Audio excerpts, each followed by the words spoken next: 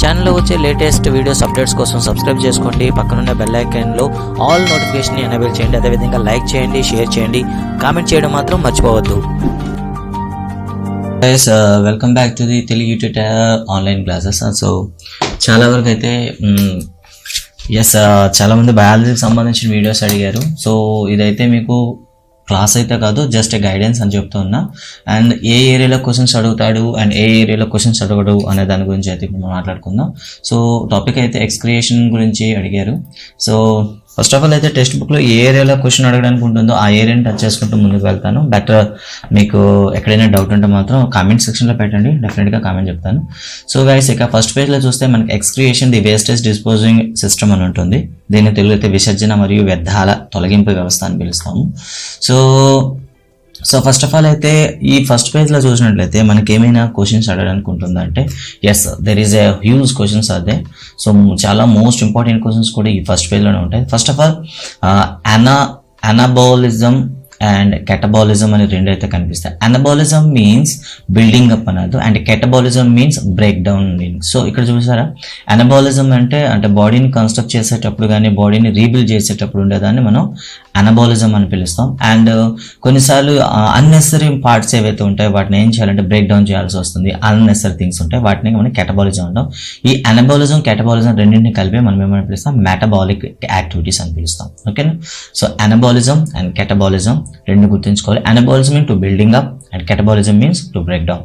So ఈ పేజ్లో అయితే మనకి what are the activities will done under the metabolic activities అంటే అనాబాలిజం అండ్ కెటబాలిజం అని చెప్పాలి. This is the first page. And second పేజ్లో చూసినట్లయితే సో గాయస్ లెసన్ మొత్తం కాదు, where is the importance key points ఎక్కడైతే ఉన్నాయి వాటిని అయితే మీకు చెప్తాను. Hi, very good morning, who are in night out for అజికేటి. Okay, so thank you guys. And I am night out. Okay, I am waiting for you at night time also to help you better. But ఎందుకంటే ఇప్పుడే internet నాది set అయింది. So ఎందుకంటే second day activate అయింది, అందుకే live అయితే పెట్టి మీకు చెప్పడం జరుగుతుంది. సో మనకి ఫోటోసిన్సిస్లో చూసినట్లయితే అండ్ అదేవిధంగా కొన్ని మెటబాలిక్ యాక్టివిటీస్లో చూసినట్లయితే డిఫరెంట్ టైప్గా మనకి ఏమవుతుందని చెప్తామంటే అక్కడ యాక్టివిటీస్ అనేది జరుగుతాయని చెప్తాం అనమాట. సో ఫర్ ఎగ్జాంపుల్ డిఫ్యూజన్ ద్వారా కొన్నిసార్లు అవుతుంది, కొన్నిసార్లు అయితే ఇన్ఆర్గానిక్ వేస్టేజ్ ఏమున్నాయి వాటిని డైరెక్ట్గా సెపరేట్ చేయడం అని చెప్తాం అనమాట. So for example metabolic activities generates nitrogen wastage have to be removed along with salt, excess water and several other materials.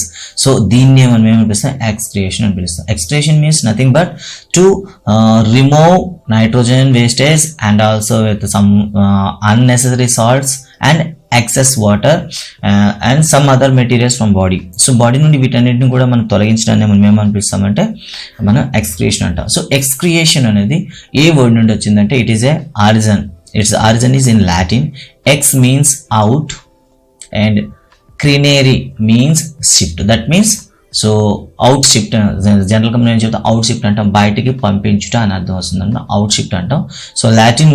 So ఇక్కడ క్వశ్చన్ ఏమవుతుందంటే what is the origin word to the excretion అని చెప్తే so you have to say that Latin. And ex means out, క్రినేరీ means shift అని చెప్తాం.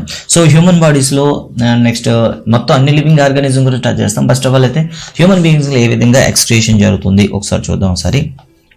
So బాడీలో మనకి ఎప్పుడు కూడా వాటర్ అనేది మనం తీసుకోవడం జరుగుతుంది. అట్ ద సేమ్ టైం మనం ఫుడ్ మెటీరియల్స్ కూడా రిసీవ్ చేసుకుంటాం. అన్నీ రిసీవ్ చేసుకున్నప్పుడు కూడాను ఏమవుతుందంటే అది బాడీలో మనకి నైట్రోజన్ వేస్టేజ్లు అనేవి ఎక్కువైపోయినట్లయితే like ammonia, urea. So here is so the waste products include carbon dioxide, water, nitrogenous compounds and nitrogenous compounds, ammonia like ammonia, urea and uric acid, bile pigments, so and excess salt. These are the more poisonous to our body. ఇవన్నీ కూడా శరీరానికి చాలా హాని కలిగిస్తాయి. So we have to remove them. And ఇంకో విషయం చెప్పాలంటే so ammonia, so they will be formed one of the waste yes, the dangerous product is ammonia also.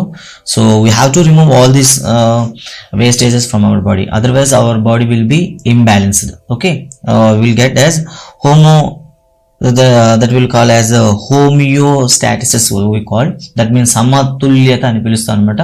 అంటే ఏ మెటీరియల్ ఎంత ఉండాలి అనేది బాడీ నిర్ణయిస్తుంది. సో ఇలా జరగకుండా ఉండడానికి మనం ఏం చేయాలంటే ఎక్స్క్రియేషన్ అనేది వాడతాం. సో ఈ పేజ్లో అయితే ఇక్కడైతే క్వశ్చన్స్ ఇవ్వడం జరిగింది. అండ్ నెక్స్ట్ పేజ్లో ఒక జనరల్గా ఉండేటటువంటి ఒక రిపోర్ట్ అయితే ఇవ్వడం జరిగింది. దట్ ఈస్ ప్లాస్మా సీరం అంటే ఒక బ్లడ్ టెస్ట్ చేసేటప్పుడు ఏ విధంగా ఉంటుందని. So there is nothing too important as to in our exam. And next పేజ్లో చూసినట్లయితే ఇక్కడ కూడా మనకి ఏముండదు, బట్ ఇక్కడ ఒక చిన్న కాన్సెప్ట్ అయితే ఇవ్వడం జరుగుతుంది. హ్యూమన్ ఎక్స్క్రియేటరీ సిస్టంలో ఏమేమి ఉంటాయి.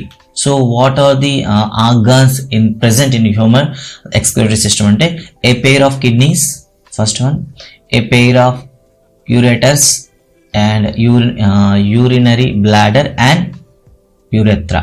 So these four things are the basic organs which presents in your human excretory system. And next one, lab activity untundi. There is nothing to know, but there is a one thing is you have to remember. ఈ యాక్టివిటీలో మనకి పెద్దగా ఏమేమి ఉపయోగపడేది లేదు, but ఒకటి ఉంటుంది, ఆ part అయితే మనకి ఖచ్చితంగా అవసరం ఉంటుంది. ఒకసారి చూద్దాం. yes, while before go the kidney there is a one thing that is yes, okay, inner part color and outer part color also important. So outer part will be one dark red or brown color అని చెప్తాం, inner part అయితే light red color అని చెప్తాం అన్నమాట. And next one is important is yes, so there is a kidney fissure there. So ఈ kidney fissure అంటాం కదా, ఈ పార్టీని గుంట అని పిలుస్తాం అనమాట. ఈ పార్ట్ని ఏమని పిలుస్తారు? What is the name of the fissure part in a kidney అని అడుగుతాడు. సో ఇక్కడ కూడా మనకి ఒక ఇంపార్టెంట్ క్వశ్చన్ అడుగుతుంది. సో ఇక్కడ దీని ఇంపార్టెన్స్ ఏంటంటే హైలస్ అని పిలుస్తాం దీన్ని. సో ఈ క్వశ్చన్ అయితే మనకు అవసరం ఉంటుంది. కిడ్నీలో ఉండేటటువంటి గొంత భాగాన్ని ఏమని పిలుస్తారు అంటే హైలస్ అని పిలుస్తారు. సో హైలస్, సో ఈ పార్ట్ అయితే మీరు గుర్తుంచుకోవాలి, it is called hilus. And let's move for the kidney.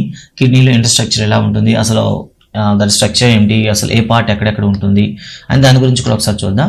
First of all kidneys గురించి చూసినట్లయితే in human beings there are a pair of bean shaped reddish brown, okay, and structure in the admonial cavity attached to dorsal body wall.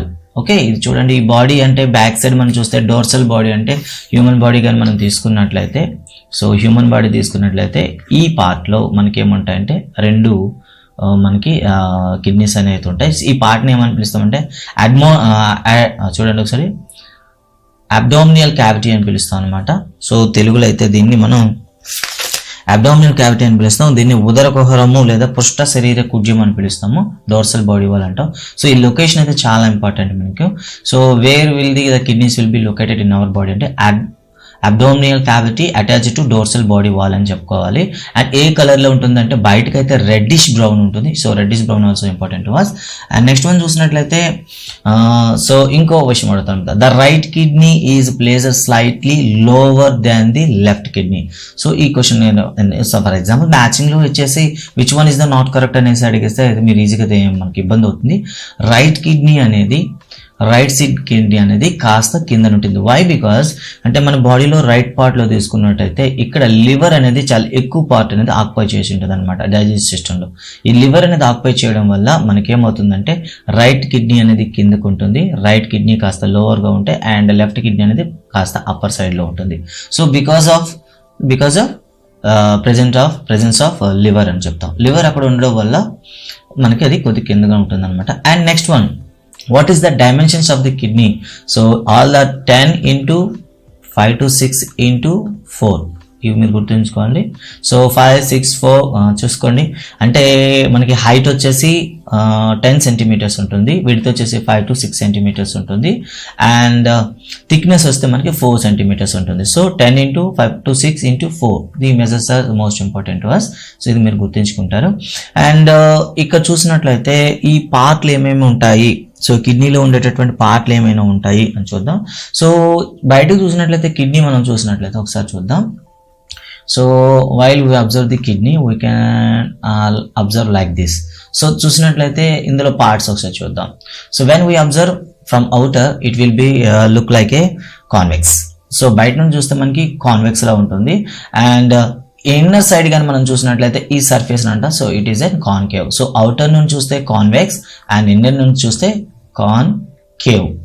So it will be concave అనమాట. So ఇలా మనకు ఉంటుంది. And ఉండేటటువంటి position అయితే మేము చెప్పాం కదా, ఆ పొజిషన్ని ఈ ఏదైతే అని చెప్పాం కదా, ఈ పార్ట్ని, ఈ కేవ్ని, ఫిషర్ పార్ట్ని ఏమని పిలుస్తారు అంటే ఇంతకు ముందే చెప్పాం, the fissure part in the kidney are known as hilus అని పిలుస్తారు అనమాట. సో ఈ హైలస్ నుండి ఏమవుతుందంటే రెనల్ ఆర్టరీ ఎంటర్ అవుతుంది అనమాట. రెనల్ ఆర్టరీ ఎంటర్ అవుతుంది. And at the same time దీని నుండి ఎగ్జిట్ అయ్యేటటువంటి ఇంకో ట్యూబ్ ఉంటుంది, దాన్ని రెనల్ వెయిన్ అంటాం. సో దట్ మీన్స్ హైలస్ నుండి ఎన్ని ట్యూబ్స్ బయట జనరేట్ అవుతాయి అంటే 2 ట్యూబ్స్ అని చెప్పాలి. First one is the renal artery and second one the renal vein. So ఈ రెండు కూడా అండ్ లాస్ట్ వన్ ఇంకో ట్యూబ్ కూడా మనం చెప్తాం, దాన్ని యూరేటర్ అని పిలుస్తాం అనమాట యాక్చువల్గా. ఎస్ ఓకే గైస్, ఇక్కడ చిన్నది. సో థర్డ్ వన్ ఏంటంటే యూరిన్ క్యారీ చేసుకునేటది. అంటే ఇక్కడ క్వశ్చన్ అడిగే దాన్ని బట్టి చెప్పండి. హైలస్ నుండి ఇక్కడ చూడండి, హైలస్ నుండి మొత్తం ఎన్ని ట్యూబ్స్ జనరేట్ అవుతాయి అంటే చెప్తే మీరైతే 3 ట్యూబ్స్ అని చెప్పాలి. ఎన్ని బ్లడ్ ట్యూబ్స్ ఉంటాయి అంటే దాన్ని బ్లడ్ వెయిన్స్ అని పిలుస్తాం కదా, బ్లడ్కి సంబంధించి అయితే మనం 2 చెప్పాలి, రెనల్ ఆర్టరీ ఒకటి, రెనల్ వెయిన్ ఒకటి, అండ్ యూరిన్ సంబంధించి యూరేటర్ ఒకటి జనరేట్ అవుతుంది. సో టోటల్గా అయితే మనకి 3 ట్యూబ్స్ అయితే వస్తాయి గైస్, అది గుర్తుంచుకుంటారు. అండ్ ఇక్కడ చూస్తే ఆర్టరీలో చూస్తే మనకి ఆక్సిజనేటెడ్ బ్లడ్ ఉంటుంది, అండ్ రెనల్ వెయిన్లో చూస్తే డీఆక్సిజనేటెడ్ బ్లడ్ అయితే ఉంటుంది. ఆ వేస్ట్ ప్రొడక్ట్ అనేది క్యారీ చేయడానికి ఉండేదాన్ని మనం ఏమంటాం, యూరెథ్రా అని పిలుస్తాం. సో ఇవి పార్ట్స్ అయితే ఉంటాయి, ఒకసారి చెక్ చేసుకుంటారు. అండ్ నెక్స్ట్ క్వశ్చన్ అడగడానికి అవకాశం ఉండే ఏరియా ఏంటంటే first question, how many tubes will generate from hilus. డైరెక్ట్గా ట్యూబ్స్ అనేది 3 ట్యూబ్స్ అని చెప్పండి. సో బ్లడ్ ట్యూబ్స్ అని అంటే 2 అండ్ యూరిన్ ట్యూబ్ అయితే 1, సో 3 అనమాట. అండ్ నెక్స్ట్ వన్ చూద్దాం, ఈ అవుటర్ పార్ట్ని ఏమని పిలుస్తారు, ఇన్నర్ పార్ట్ని ఏమని పిలుస్తారు ఒకసారి చూద్దాం. సడన్గా yes while go to the inner structure we will discuss. And next one చూద్దాం, ఇంటర్నల్ స్ట్రక్చర్ చూద్దాం ఒకసారి. ఇంటర్నల్ స్ట్రక్చర్ చూసినట్లయితే అవుటర్ అనేది డార్క్ కలర్ లో మనకు కనిపిస్తుంటుంది. అవుటర్ సైడ్ అనేది, ఈ అవుటర్ జోన్ మనం ఏమంటాం కార్టెక్స్ అని పిలుస్తాం. అండ్ ఇన్నర్ సైడ్ లో మనం చూస్తే ఒక పేల్ ఇన్నర్ సైడ్ అయితే మనకి పేల్ కలర్ లో ఉంటుంది, దీన్ని మెడిల్లా అని పిలుస్తాం అనమాట. ఓకే, అండ్ ఒక కిడ్నీ, ఈచ్ కిడ్నీలో ఎన్ని microscopic and tubular functional units ఉంటాయంటే 1.3 to 1.8 మిలియన్స్ అయితే ఉంటాయన్నమాట. దీన్ని మనం ఏమంటాం నెఫ్రాన్స్ అని పిలుస్తాం కదా. సో వీటిని నెఫ్రాన్స్ అని పిలుస్తాం. నెఫ్రాన్ కి ఇంకో నేమ్ ఏమే ఉందా, what is the other name for the nephron అని కూడా అడుగుతారు. సో యూనిఫెరస్ ట్యూబుల్స్ అని పిలుస్తాం. తెలుగులో అయితే వీటిని మనం వృక్కనాళాలు అని పిలుస్తాం అనమాట. ఇంగ్లీష్లో అయితే యూనిఫెరస్ ట్యూబుల్స్ అని పిలుస్తాం. ఇవి అయితే మనకి ఒక్కొక్క కిడ్నీలో 1.3 to 1.8 మిలియన్స్ అయితే ఉంటాయి. అండ్ నెక్స్ట్ వన్ చూద్దాం ఒకసారి, స్ట్రక్చర్ ఆఫ్ నెఫ్రాన్ చూద్దాం. సో స్ట్రక్చర్లో మనకి బేసికలీ 2 పార్ట్స్ అయితే ఉంటాయి. ఒకటి మాల్ఫిజియన్ body and second one is called renal tubules అని పిలుస్తాం. సో ఈ 2 పార్టీస్ గురించి మనం నేర్చుకోవాలి. ఫస్ట్ మాల్ఫిజియన్ బాడీ చూద్దాం. ఈ మాల్ఫిజియన్ బాడీలో చూసుకున్నట్లయితే మనకి కొన్ని ఇంపార్టెంట్ క్వశ్చన్స్ అయితే రావడం జరుగుతుంది. సో ఒకటి మాల్ఫిజియన్ body and another one is the renal tubal. Renal tubules మీద కూడా మనకు క్వశ్చన్ అవుతుంది, ఎందుకంటే పీసీటీ, డీసీటీ అండ్ మొత్తం అన్నీ వస్తాయి కాబట్టి. ఒకసారి చూద్దాం. సో దీన్ని ఇమేజ్తో ఒకసారి ఎక్స్ప్రెస్ చేస్తాను చూడండి. First of all I think కరెక్ట్గా లేదు ఇందులో. ఎస్, ఈ పార్ట్ అయితే చూడండి. ఈ పార్ట్లో చూస్తే ఇక్కడ మనకు ఒక ఏం కనిపిస్తుంది చూడండి, ఒక కేవ్ అయితే కనిపిస్తుంది కదా. ఈ కేవ్ని మనం ఏమని పిలుస్తాము, ఇక్కడ మనకు అవసరం ఈ కేవ్ అయితే ఏదైతే ఉందో ఈ కేవ్ పార్ట్ని మనం ఏమని పిలుస్తామంటే గ్లోమర్రా. ఓకే, దీన్ని సింపుల్గా ఓకే ఎస్ బౌమన్ గూలిక అని పిలుస్తాం అనమాట తెలుగులో అయితే. బట్ ఇందులో అయితే ఇంగ్లీష్లో ఏముంటుందో ఒకసారి చూసేద్దాం. ఓకే, సో అక్కడ ఉండేటటువంటి ఆ బౌమన్ క్యాప్సుల్ అని పిలుస్తాం అనమాట. సో బౌమన్ క్యాప్సుల్ అని పిలుస్తాము. సో ఈ బౌమన్ క్యాప్సుల్లో ఏముంటాయంటే నెంబర్ ఆఫ్ బ్లడ్ క్యాపిలరీస్ ఉంటాయి కదా. ఈ క్యాపిలరీస్నే మనం ఏమని అంటామంటే మాల్ఫిజియన్ క్యాప్సుల్ అని పిలుస్తాం. సో అక్కడ ఉండేటటువంటి బ్లడ్ వెయిన్స్ ఏవైతే ఉంటాయో వాటిని గ్లోమరుల్స్ అని పిలుస్తాం.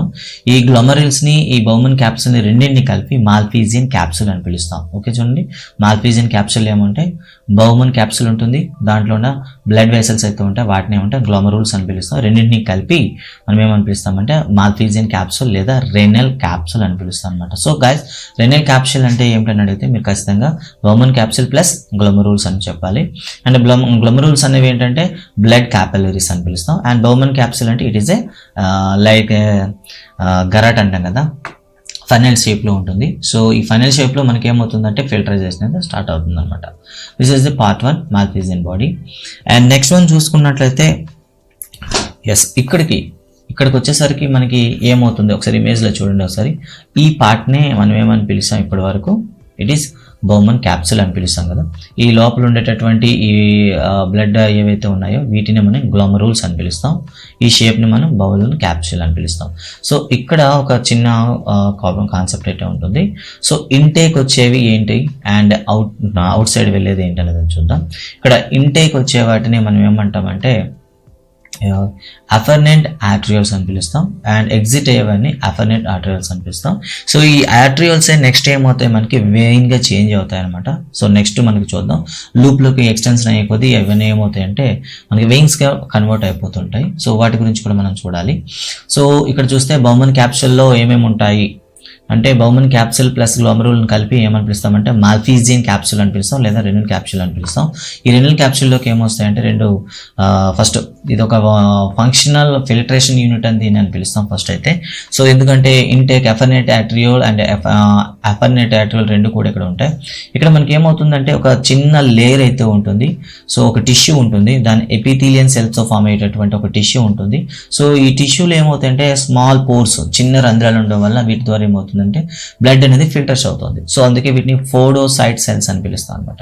సో ఫోడోసైట్ సెల్స్ ఎక్కడ ఉంటాయంటే బౌమన్ క్యాప్సుల్లో ఉంటాయి, గుర్తుంచుకోండి, బౌమన్ క్యాప్సుల్లో ఉంటాయి. అండ్ గ్లోమరస్ యూనిట్స్తో పాటు అవి రెండు కూడా కలిపి ఫిల్టరైజేషన్ అయితే చేస్తాయి. సో టోటల్గా మనం మాల్ఫీజియన్ క్యాప్సుల్లో అయితే మనకి మెయిన్ క్వశ్చన్ ఏంటి అడుగుతాడంటే what is the functional filtration part in nephron అని పిలిస్తే మీరు డైరెక్ట్గా చెప్పేయచ్చు మాల్ఫీజియన్ క్యాప్సుల్ అని పిలుస్తాం అనమాట. సో ఇక్కడ ఉండేటటువంటి ఆ టిష్యూని ఏమని పిలుస్తారంటే ఎపిథీలియన్ సెల్స్తో ఫామ్ అవుతాయి. ఎపిథీలియన్ సెల్స్ని మనం ఏమంటామంటే పోడోసైట్స్ అని పిలుస్తాం. ఓకే, పోడోసైట్స్ కూడా గుర్తుంచుకోవాలి. అండ్ నెక్స్ట్ చూస్తే రెన్యూల్ ట్యూబ్లోకి వద్దాం. రెన్యూల్ ట్యూబ్లోకి వచ్చేసరికి ఇది బిగ్ ట్యూబ్ అని పిలుస్తుంది. ఇందులో 3 పార్ట్స్ అయితే ఉంటాయి. ఇక్కడ చూడండి, ఇక్కడ 3 భాగాలు అయితే ఉన్నాయి. సో ఫస్ట్ ఇమేజ్ మీరు బాగా అర్థం చేసుకున్నట్లయితే ఈజీగా చెప్తారు ఈజీగా. ఫర్ ఎగ్జాంపుల్ ఈ రెనల్ ట్యూబ్లో మనం చూసినట్లయితే సో ఇక్కడ ఈ పార్ట్ ఏదైతే ఉందో చూసారా, స్టార్టింగ్లో మనకి ఏదైతే మాల్ఫీజియన్ క్యాప్సుల్ ఉందో క్యాప్సుల్ని అటాచ్ అయ్యేదాన్ని మనం ఏమంటే పీసీటీ అని పిలుస్తాం. సో ప్రాక్సిమల్ కన్వల్యూటెడ్ ట్యూబుల్ అని పిలుస్తాం, పీసీటీ అని పిలుస్తాం. అండ్ పీసీటీ అనేది ఏమవుతుంది, కంటిన్యూ అవుతూ మనకి ఒక పార్ట్, ఒక లూప్ ఆఫ్ హెన్లీగా ఫామ్ అవుతుంది. ఇది లూప్ ఆఫ్ హెన్లీ, ఈ పార్ట్ అంతా కూడా loop of హెన్లీ.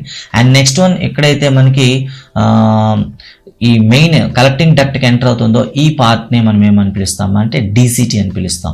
Okay, DCT means distal convoluted tubules అని పిలుస్తాం. సో ఇక్కడ ఫంక్షన్స్ అయితే వాటికి చాలా ఇంపార్టెంట్ అనమాట. సో పీసీటీ నుండి బ్లడ్లోకి వేస్టేజ్ వెళ్తే అంటే క్యాపిలరీస్కి వెళ్తే, అండ్ డీసీటీలో బ్లడ్ వెసల్స్ నుండి ఏవైతే ఇక్కడ ఉన్నాయో బ్లడ్ వెసల్స్ వెయిన్స్ ఉంటాయి కదా, వెయిన్స్ నుండి రిటర్న్ ఏమన్నది మనకి రావడం జరుగుతుంది. అందుకే ఇక్కడ సెక్రియేషన్ అండ్ అబ్జర్వేషన్ రెండు అయితే జరుగుతాయి. వాటి గురించి మాట్లాడుకుందాం. ఫస్ట్ వన్ చూద్దాం. ఎప్పుడైతే మనకి ప్రైమరీ ఫిల్టరైజేషన్ అయిపోయిందో ఆ ప్రైమరీ ఫిల్టరైజేషన్ తర్వాత వచ్చినటువంటి ప్రైమరీ యూరిన్ అనేది మనకి రెనల్ ట్యూబుల్లోకి ఎంటర్ అయితే ఆ ఫస్ట్ పార్ట్ని మనం ఏమని పిలుస్తామంటే ప్రాక్సిమల్ కన్వల్యూటెడ్ ట్యూబుల్ అని పిలుస్తాం అనమాట. దట్ మీన్స్ ఫర్ ఎగ్జాంపుల్ ఇలా బౌమన్ క్యాప్సుల్ మనం వేసుకున్నాం అనుకోండి, ఇక్కడ మనకి ఏమవుతుంది ఫిల్టరైజేషన్ అవుతుంది కదా, ఫిల్టర్ అయిన తర్వాత వచ్చినటువంటి మొదటి కనెక్షన్ ఏదైతే ఉందో దీన్ని మనం పీసీటీ అని పిలుస్తాం. Okay, PCT. ఈ పీసీటీని మనం ఏమవుతుంది లూప్ ఆఫ్ హెన్లీగా చేంజ్ అయ్యేటప్పుడు దీని చుట్టూ కూడా మనకి ఏముంటాయంటే బ్లడ్ వెసల్స్ ఉంటాయి. వాటి గురించి మనం చూడాలి. And PCT and loop of Henle and third one is the distal convoluted tubules or second convoluted tubules అని పిలుస్తాం అనమాట. వీటి గురించి ఒకసారి చూద్దాం. ఫస్ట్ అయితే distal convoluted tube is open into a collecting tube. Here it is normal, and a collecting tube from the pyramids and calyx which open to the pelvis. So ఇదంతా కూడా మనం నెక్స్ట్ కన్స్ట్రక్షన్ లో దీని గురించి మాట్లాడతాం. And ఇక్కడ చూస్తే and pelvis leads to into the urethra. So దీన్ని నెక్స్ట్ కాన్సెప్ట్ లో మనం చెప్తాం కాబట్టి నో ప్రాబ్లం. ఇక్కడ చూద్దాం ఒకసారి. రైట్, ఇక్కడ మనం చూసుకున్నట్లయితే అండ్ ఇక్కడ ఇంకా ప్రత్యేకంగా మనం ఏమైనా తెలుసుకోవాల్సిన ఉంటుందా అంటే ఎస్, ఇక్కడ నెక్స్ట్ పేజ్లో చూద్దాం ఒకసారి. మెకానిజం గురించి మనం మాట్లాడుకుంటే ఇక్కడ మనకి ఏం జరుగుతుందో తెలుస్తుంది. ఫస్ట్ ఆఫ్ ఆల్ అయితే మనకి గ్లోమరూల్ ఫిల్టరైజేషన్ అవుతుంది. అక్కడ మనకి ఏమవుతుందంటే ప్రైమరీ యూరిన్ అయితే ఫామ్ అవుతుంది. ఈ యూరిన్ నుండి వచ్చేసి అంటే ఇప్పుడు ఏదైతే మనం ఫిల్టరైజేషన్ అయిందో, సో ఫిల్టర్ అయిన తర్వాత మనకి యూరిన్ అనేది ప్రైమరీ యూరిన్ అనేది ఇక్కడ క్రియేట్ అయిన తర్వాత దీని చుట్టూ కూడా మనకి ఏముంటాయంటే బ్లడ్ వెసల్స్ అయితే ఉంటాయి. సో ఒకసారి చూద్దాం. లైక్ ఇలా చుట్టూ కూడా బ్లడ్ వెసల్స్ అయితే ఉంటాయి. సో ఫిల్టరైజేషన్ అయిన తర్వాత ఏర్పడేటటువంటి ప్రైమరీ యూరిన్ అనేది ఈక్వల్ టు ఎలా ఉంటుందంటే మనకు బ్లడ్ లానే ఉంటుంది. సో అందులో కేవలం ఓన్లీ బ్లడ్ సెల్స్ అయితే మిస్ అయి ఉంటాయి, మిగతాదంతా కామన్. అందులో మొత్తం మనకు ఫుడ్ మెటీరియల్స్ ఉంటాయి, వేస్టేజ్ ఉంటాయి, అన్నీ ఉంటాయి except red blood cells. So red blood cells అయితే ఉండవు. సో దాన్ని ప్రైమరీ యూరిన్ అంటాం. ఎప్పుడైతే ఈ పీసీటీ నుండి వచ్చిందో ఈ బ్లడ్ను అంటే ఈ పీసీటీలో ఉండేటటువంటి న్యూట్రియన్స్ కానివ్వండి, యూజ్ఫుల్ మెటీరియల్స్ కానివ్వండి, గ్లూకోజ్ కానీ ఏమవుతుంది అంటే ఈ బ్లడ్ వెసల్స్లోకి మళ్ళీ రీఅబ్జర్వేషన్ అవుతుంది అనమాట. దీన్నే మనం ట్యూబులర్ రీఅబ్జర్వేషన్ అని పిలుస్తాం అనమాట. ఇలా పీసీటీలో నుండి అలా కంటిన్యూ అవుతున్న కొద్ది మనకి ఏమవుతుంది హెన్లీ లూప్ వరకు క్యారీ అవుతుంది. దీన్ని మనం ట్యూబులర్ రీఅబ్జర్వేషన్ అంటాం. సో క్వశ్చన్ ఏమంటే అడుగుతాడంటే ట్యూబులర్ రీఅబ్జర్వేషన్ అనేది ఎక్కడ జరుగుతుంది? So you have to say that PCT. Next one, ఇలా వచ్చేటటువంటి బ్లడ్ వెసల్స్ తర్వాత ఏ విధంగా కన్వర్ట్ అవుతాయి. సో నెక్స్ట్ వన్ ఇవి ఫర్ ఎగ్జాంపుల్ హెన్లీ లూప్లో మనం చూద్దాం. హెన్లీ లూప్ అయిపోయింది అనుకుందాం and next it will be continue అవుతుంది డీసీటీ అనుకుందాం. సో డీసీటీ ఇక్కడ బ్లడ్ వెసల్స్ యొక్క స్ట్రక్చర్ ఏంటి ఒకసారి చూద్దాం. సో బ్లడ్ వెసల్స్ అనేవి మనకి ఏమవుతాయి అంటే లూపులుగా ఫామ్ అవుతాయి. లూపులుగా ఫామ్ అయ్యి మనకి హెన్లీ లూప్లో కానివ్వండి అండ్ డీసీటీలో కానీ ఏమవుతాయంటే చుట్టూ ఒక నెట్లో ఉంటాయి. And at the same time వీటి యొక్క ఎండ్స్ అనేవి మళ్ళీ ఏమవుతాయంటే మనకి వెయిన్స్గా కన్వర్ట్ అవుతాయి అనమాట. ఇవే మనకి ఏమవుతాయి వెయిన్స్గా కన్వర్ట్ అవ్వడం అనేది జరుగుతుంది. సో ఇక్కడ నెక్స్ట్ వచ్చేటటువంటి ఛాన్సెస్ ఏమైనా ఉన్నాయో. సో ప్రైమరీ కండిషన్లో మనకి ట్యూబులర్ రీఅబ్జర్వేషన్లో ఏమైందంటే ఈ ఏదైతే పీసీటీలో మనకి యూజ్ఫుల్ మెటీరియల్స్ అయితే ఉన్నాయో, న్యూట్రియంట్స్ ఉన్నాయో అవన్నీ కూడాను మనకి అబ్జర్వ్ చేయడం జరిగింది. అలా కంటిన్యూ అవుతున్న కొద్ది హెన్లీ లూప్లోకి వచ్చేసరికి ఏమవుతుంది ఒకసారి చూద్దాం. హెన్లీ లూప్లో మనకి అందులో ఉండే కెమికల్ కార్బన్స్ ఏవైతే ఉన్నాయో అన్నీ కూడా సెపరేషన్ జరిగి తిరిగి మళ్ళీ డీసీటీకి వచ్చేసరికి డీసీటీ పార్ట్కి వచ్చేసరికి ఏమవుతుందంటే ఈ బ్లడ్ వెసల్స్ నుండి చూడండి ఫస్ట్ కండిషన్లో మనకి పీసీటీలో ప్రైమరీ యూరిన్ నుండి బ్లడ్ వెసల్స్కి వచ్చింది కాబట్టి రీఅబ్జర్వేషన్స్ అన్నాం. బట్ ఇక్కడ డీసీటీ దగ్గర ఏంటంటే ఈ బ్లడ్ వెసల్స్ నుండి ఏమవుతాయంటే వేస్టేజ్ మెటీరియల్ అన్ని కూడాను తిరిగి ఏమవుతాయంటే కలెక్ట్ చేయడం జరుగుతుంది. సో రీకలెక్టింగ్ అవుతుంది. దాన్ని ఏమంటారు ట్యూబులర్ సెక్రియేషన్ అని పిలుస్తాను. అంటే బాడీలో అంటే బ్లడ్లో ఉండేటటువంటి వేస్టేజ్ మెటీరియల్ లైక్ అమోనియా కానివ్వండి, యూరియా కానివ్వండి, ఇలాంటి పదార్థాలను కూడాను తీసుకోవడం జరుగుతుంది. ఫర్ ఎగ్జాంపుల్ ఇక్కడ చూద్దాం.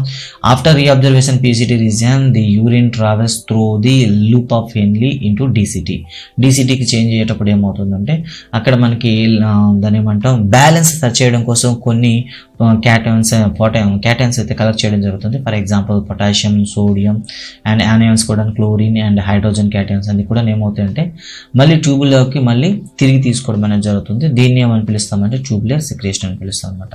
సో దీని యొక్క మెయిన్ ఇంపార్టెన్స్ ఏంటి?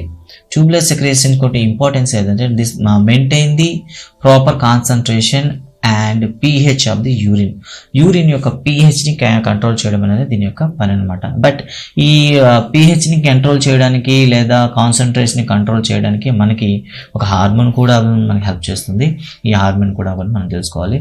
అండ్ నెక్స్ట్ వన్ చూస్తే ఈ హార్మోన్ అనేది సో ఇక్కడ ఒక పాయింట్ అయితే ఇవ్వడం జరిగింది. ఆఫ్టర్ 40 years తర్వాత ప్రతి 10 years కూడాను 10% ఆఫ్ నెఫ్రాన్స్ అనేవి ఏమవుతాయంటే అవి ఫంక్షన్ అని చేయడం అనేది స్టాప్ చేస్తాయి అనమాట. సో ఎవ్రీ 10 yearsకి 10% నెఫ్రాన్స్ అనేవి they will stop their working. ఇది గుర్తుంచుకుంటారు. అండ్ నెక్స్ట్ వన్ చూస్తే concentration of urine 4th stage అనమాట. ఇక్కడ మనకి 75% ఆఫ్ వాటర్ అంటే ఇక్కడ ఫైనల్గా వచ్చేటటువంటి యూరిన్లో 75% వాటర్ ఉంటుంది. ఓకే అండ్ 75% వాటర్ ఉంటుంది. అంటే ప్రైమరీ యూరిన్లో 75% వాటర్ ఉంటే అండ్ నెక్స్ట్ వచ్చి హెన్లీ లూప్లోకి వచ్చేసరికి రిమైనింగ్ 10% అనేది మనకి కలెక్ట్ చేయడం జరుగుతుంది త్రూ ది ఆస్మాసిస్ ద్వారా రిమూవ్ చేయడం జరుగుతుంది. సో ప్రైమరీ యూరిన్లో మనకి 74% ఉంటుంది. ఫిల్టరేషన్ చేసిన తర్వాత రీఅబ్జర్వేషన్ జరిగిన తర్వాత హెన్లీ లూప్లోకి వచ్చేసరికి 10% అనేది కలెక్ట్ చేయడం జరుగుతుంది. ఇంకా ఉండేటటువంటి వాటర్ని కలెక్ట్ చేసుకోవడం అనేది డీసీటీలో మనకి జరుగుతుంది అనమాట. ఇలా డీసీటీలో జరిగేటప్పుడు దాన్ని కంట్రోల్ చేసేటటువంటి రెస్పాన్స్ అయితే మనకు ఒక హార్మోన్ తీసుకోవడం జరుగుతుంది. ఈ హార్మోన్ని మనం వాసోప్రెసిన్ అని పిలుస్తాం. వాసోప్రెసిన్ అనేది మనకి సఫిషియెంట్గా సెక్రేషన్ అయింది అనుకోండి, నార్మల్గా యూరిన్కి వెళ్తారు. అలా కాకుండా ఉన్నదానికి ఓకే ఇంకా మనకి కంటిన్యూ అయినట్లయితే ఏమవుతుందంటే, సో తక్కువ ఉందనుకోండి ఎక్కువ యూరిన్ మనం పోయాల్సి వస్తుంది అనమాట. ఒకవేళ ఎక్కువ అయిందనుకోండి ఏమవుతుందంటే దట్ మీన్స్ కంట్రోల్ చేయడం జరుగుతుంది అండ్ యూరిన్ కాన్సన్ట్రేషన్ అనేది మెయింటైన్ చేయడం జరుగుతుంది అనమాట. సో వాసోప్రెసిన్ సెక్రేషన్ తక్కువ వస్తే ఏమవుతుంది, సో కరెక్ట్గా అది కాన్సన్ట్రేషన్ చేయకుండానే ఏమవుతుందని ప్రతిసారి మనం దాన్ని బయట పోయాల్సి వస్తుంది. దీన్ని అతిమూత్ర వ్యాధి అని పిలుస్తారు. దీన్ని డయాబెటిస్ ఇన్సిపిడస్ అని పిలుస్తాం అనమాట. డయాబెటిస్ ఇన్సిపిడస్ అంటాం.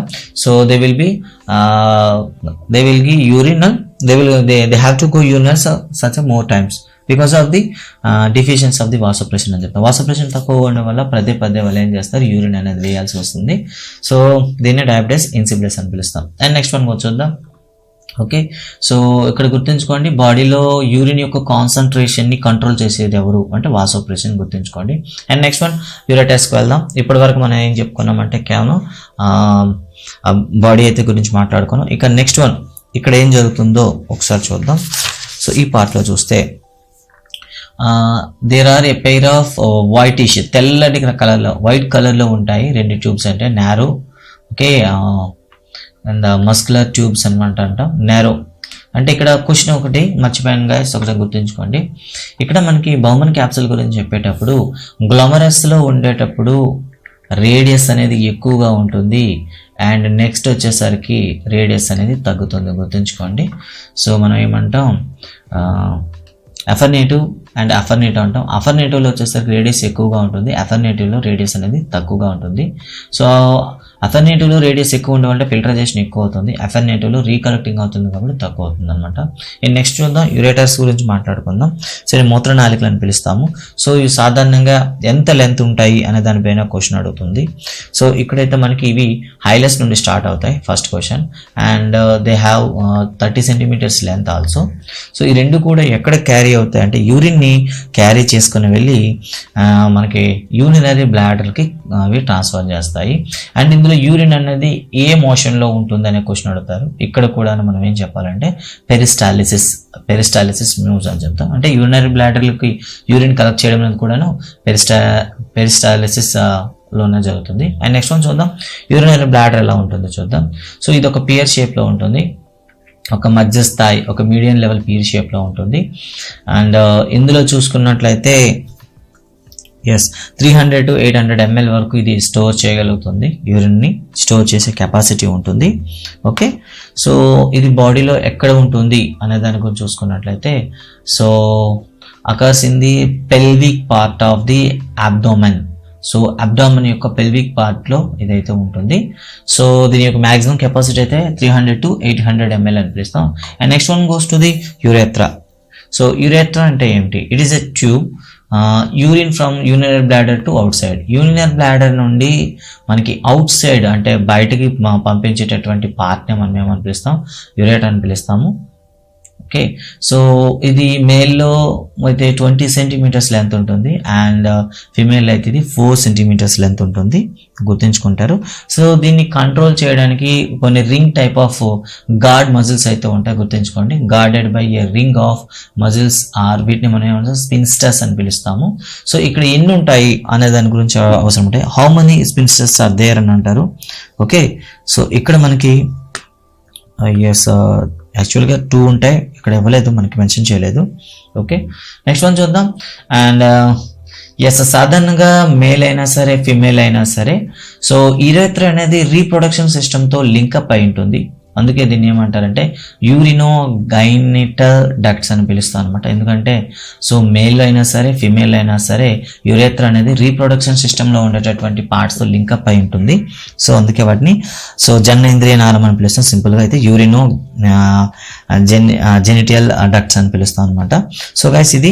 అండ్ మూత్రాన్ని కంటిన్యూగా మనం ఏం చేస్తుంటామంటే బాడీలో ఫిల్టర్ అయిన తర్వాత దాన్ని ఎప్పటికప్పుడు మనం ఏం చేస్తాం, మనకి శరీరం నుండి బయటకు పంపిస్తాం. దాన్ని ఓకే మిక్చురేషన్ అంటారా, ఓకే మిక్చురేషన్ పిలుస్తాం. సో ఇక్కడ చూసినట్లయితే యూరిన్ అనేది మనకి బ్లాడర్లో స్టాక్ అయి ఉంటుంది. సో ఈ స్టాక్ అయినప్పుడు దీన్ని కంట్రోల్ చేయడానికి two sets of circular sphincter muscles in the bladder. So రెండు అయితే మనకు ఉంటాయి. ఇవి ఏం చేస్తాయి, వీటి యొక్క వర్క్ ఏమిటి అంటే ఎప్పుడైతే బ్లడ్ అనేది నార్మల్గా అయితే ఇవి ఎలా ఉంటాయి, కాన్స్ట్రిక్టెడ్ అంటే వాటిని సంకోచ స్థితిలో ఉంటాయి. వాటికి బ్లడ్ అనేది దట్ మీన్స్ యూరిన్ అనేది లీక్ అవ్వకుండా క్లోజ్ చేసి పెడతాయి. ఎప్పుడైతే యూరిన్ మనకి బ్లాడర్లో ఎక్కువగా బ్లడ్ అయితే స్టోర్ అవ్వగానే ఏం చేస్తుంది అంటే ఒక సిగ్నల్స్ అయితే జనరేట్ చేస్తుంది అనమాట. సో ఈ సిగ్నల్స్ అనేది జనరేట్ చేసి మనకి ఏం చేస్తుంది అంటే బ్రెయిన్కి పంపించడం జరుగుతుంది. అండ్ అక్కడ నుండి మన సిగ్నల్ వచ్చిన తర్వాత మనం ఏం చేస్తామంటే బయటికి యూరిన్ పోయడానికి బయటకు వెళ్తాం. అయితే ఈ కంట్రోలింగ్ అనేది ఎర్లీ అంటే చిన్నపిల్లలు చూస్తాం. చిల్డ్రన్లో చూసుకుంటే అన్కంట్రోల్ అని అనిపిస్తాం, అన్కంట్రోల్ అనుకుంటుంది. బట్ పెద్దవాళ్ళు అయితే ఇది కంట్రోల్గా ఉంటుంది. సో చూద్దాం, అందుకే అడుగుతారనమాట which is the uncontrolled at childish and which is controlled at elderly stage అంటే మీరు చెప్పాలి ఎక్స్క్రేషన్ అని చెప్పుకోవాలి. అండ్ సాధారణంగా ఈ సిగ్నల్స్ అనేవి ఎప్పుడు జనరేట్ అవుతాయి అంటే నియర్లీ 300 to 400 ml కానీ యూరిన్ కానీ బ్లడ్లో రెడీ అయిందనుకోండి, బ్లాడర్లో రెడీ అయిందనుకోండి, అప్పుడైతే మనకి సిగ్నల్స్ అయితే ఇవ్వడం జరుగుతుంది.